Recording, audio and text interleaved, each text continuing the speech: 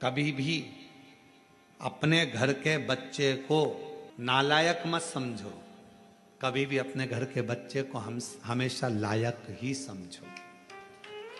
अपने घर का जो बेटा है, कई माताएं अपने बच्चे से कह देती तुझ में अकल नहीं है, तुझ में अकल नहीं है, तुझ में अकल नहीं है। कई माताएं कह देती हैं अपनी अपनी बातों में, वो देखो उसका पति बेचारा इतना कर लेता है, उसका पति वैसा कर लेता है, और तुम तो घर में पड़े रहते हो, तुम्हारे से तो कोई काम बनता नहीं है, ये जाते नहीं बनता, वो काम करते नहीं बनता। अपने घर में, अपने परिवार में ये ना देखा जाए कि कौन कमजोर है।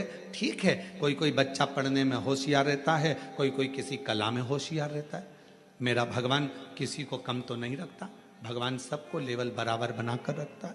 5 उंगलियां पांचों बराबर नहीं हो सकती, अगर पांचों बराबर हो जाए तो ये मुष्टिका बंध नहीं सकती।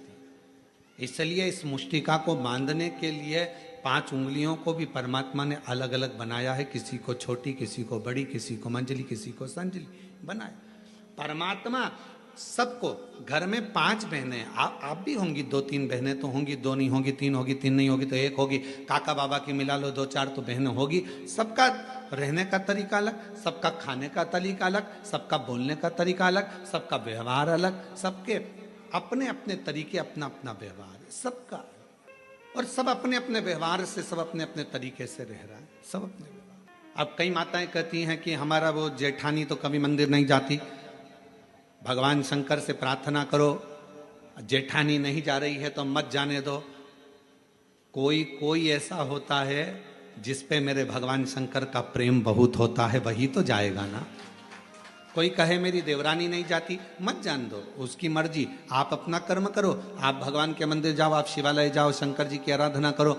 घर में कई कई लोग ऐसे रहते हैं, पति से कहो तुम व्रत कर लो, पति नहीं करता तो इसका मतलब ये थोड़ी ना है कि वो धर्मात्मा नहीं है। पति मंदिर नहीं जाता तो इसका मतलब ये थोड़ी ना कि वो धर्मात्मा नहीं है। बेटे मंदिर नहीं जा रहे तो इसका मतलब ये थोड़ी ना कि बेटे धर्मात्मा नहीं है। आप मंदिर जा रही हो ना, आप मंदिर जा रही हो तो आपके पुण्य का एक अंश आपके पति के खाते में जा रहा है, और आपके पुण्य का एक अंश आपके बच्चों के खाते में जा रहा है। तो फिर क्यों सोचना मेरा पति मंदिर नहीं जाता गुरुजी, मेरा पति कथा में नहीं आता गुरुजी, मेरा पति ये नहीं करता गुरुजी, मेरा पति भगवान की कथा में नहीं जाता। मत जाने दो, तुम तो जा रही हो ना। मेरी सास दिन भर घर में रहती है, वो कथा नहीं सुनती गुरुजी, टीवी चालू रहती है तो भी उसका मन नहीं लगता। मत लगने दो, तुम टीवी तो चालू कर दियो ना, तुम्हारा तो लग रहा है ना।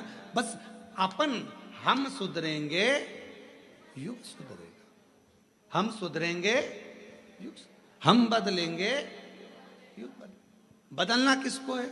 अपने आप को। जब हम बदलेंगे तो युग अपने आप बदल जाएगा। आपको देखकर एक ना एक दिन तुम्हारे घर में, एक ना एक दिन, तुम महीना 2 महीना कथा तो सुनो, एक आध दिन पति भी 5-10 मिनट टीवी के सामने बैठकर कथा सुन ही लेगा। तुम बदल कर देखो, वो भी बदलेगा। आप चाहती हो कि आपका बच्चा अच्छी पढ़ाई करे, तो आपको अपना मोबाइल पढ़ाई के समय पर, बच्चों को पढ़ाते समय अपना मोबाइल कहीं दूसरी जगह रख देना है, तब बच्चों को पढ़ाना है। मालूम पड़े बच्चों को लिखने को दे दिया, हाथ में तुम मोबाइल लेकर बैठ गई, बच्चा लिख रहा है, वो बच्चा कभी नहीं पढ़ पाएगा। उसका ध्यान अपनी मम्मी के मोबाइल में और मम्मी के ऊपर रहेगा। माँ जैसा करेगी बेटा वैसा करेगा। अपने मोबाइल को उठाकर तुमने